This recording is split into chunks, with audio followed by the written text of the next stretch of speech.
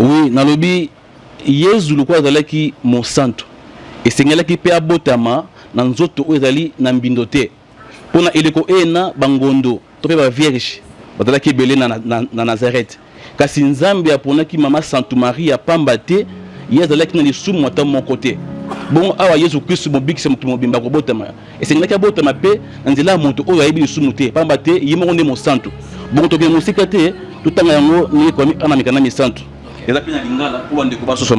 Ok. À toi, chers amis, nous avons la Bible. Nous avons la Bible. Bon, il y a un livre de référence. Tout est là où mon intime. Il y a un livre. En fait, tout est dans le livre. Mon candidat est référence. Donc, nous avons un verset biblique.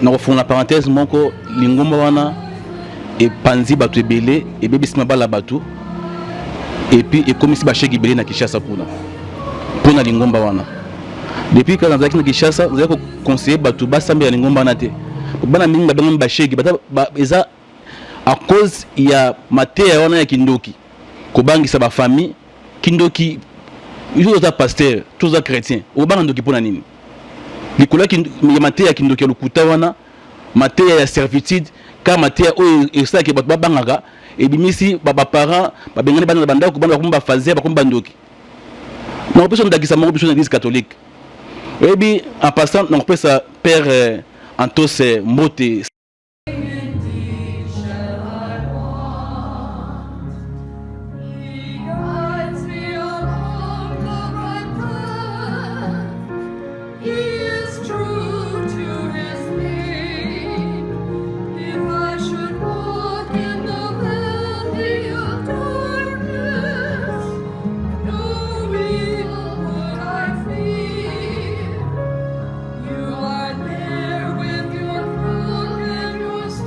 mikanda misantu mikokosaka te nakumbi bible po mai na koloba e komami no kati mikanda misantu yango nakumbi preuve comme bible po te manso mazali na kati ya biblia. Ok, merci. Ndekodems, merci.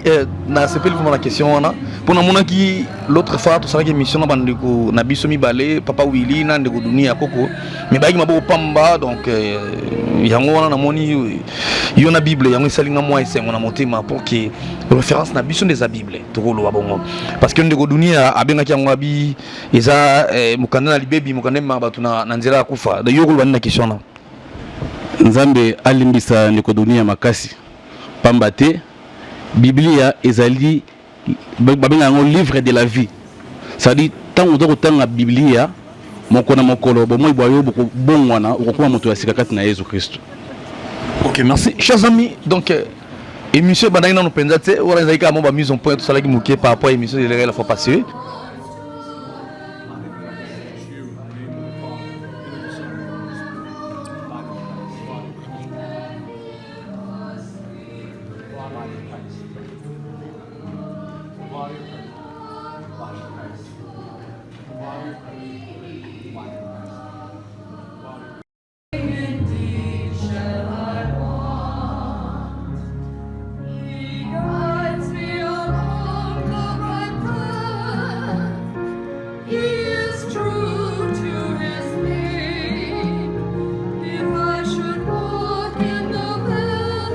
Octobre, il est dédié pour un rosaire. Alors, mingi ba retourner rosaire on dit le ronini. Rosaire, ils allaient prière oyo, ils allaient au sali sayo. Pote oko ressemble à malamu, pe oko méditer na malamu, mabongi ya bomoyi boyo, nini ele kana vina yo.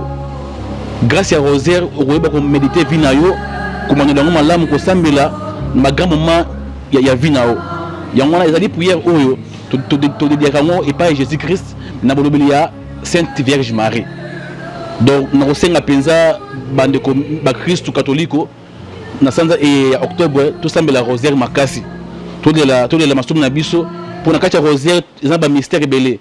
To mona ba mystère joyeux, mystère ya sengo, za ba mystère douloureux to kansaliwa pe passe à Jésus Christ